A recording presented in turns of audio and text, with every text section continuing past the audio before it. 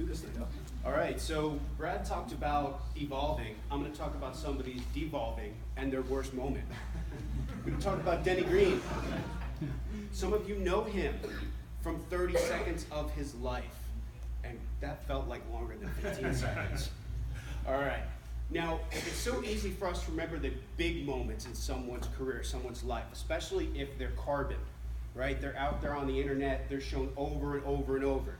Denny Green had a moment that everybody can remember forever because it's on a t-shirt, you can get it for a phone sleeve, you can even get a Denny Green finger puppet on Amazon.com.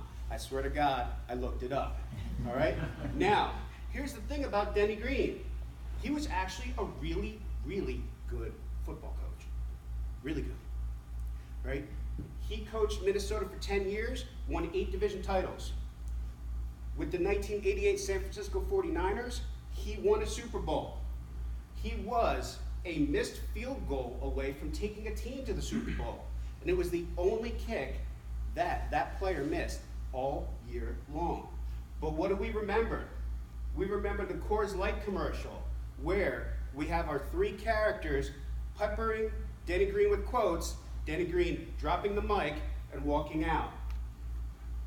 Meanwhile, his statistics remain, and we don't think about that. We think about the 30 seconds we do know, not the whole one until the next guy comes, right? You know that guy in the red sweater. Don't pretend you don't, right? We don't remember him because he was great about renewable energy. We know him as the guy in the red sweater, right? We also know about the guy who this past week proposed to a kicking net, right? We might follow him too. Now, we also remember we compare these things to other things. Allen Iverson said practice 19 times. How do I know? I Googled it. Now, how do we repeat this cycle as educators? How many times do we look at a snapshot of something, 30 seconds, and make a decision?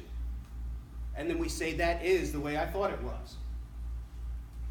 Unfortunately, the other thing we do is we don't let time pass when we institute new things. We institute a policy, we think it's going to work, we don't give it enough time, we take it off the shelf, we institute a new policy, right? We repeat the cycle, and we wonder where our buy-in is when we just keep renting information. And then we wonder why our teachers will comply but not engage, right? They'll do what you want them to do.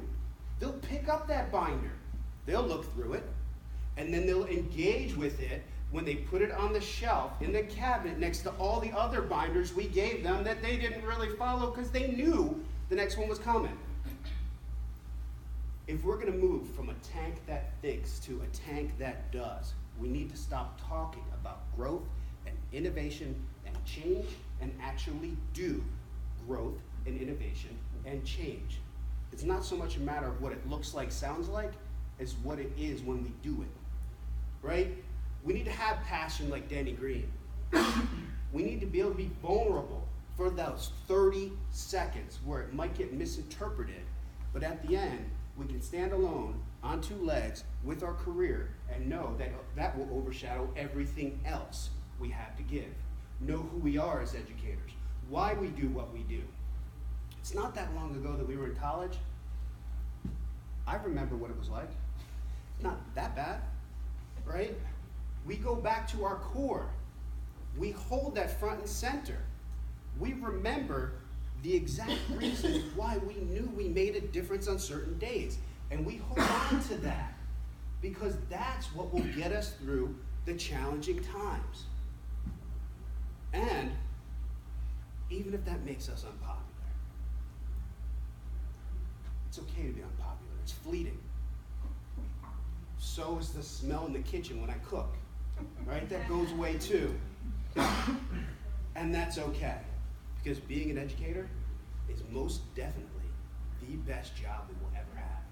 There is not another one that is more important, more powerful, more impactful, that gives people more imagination of what they can do than the one as an educator.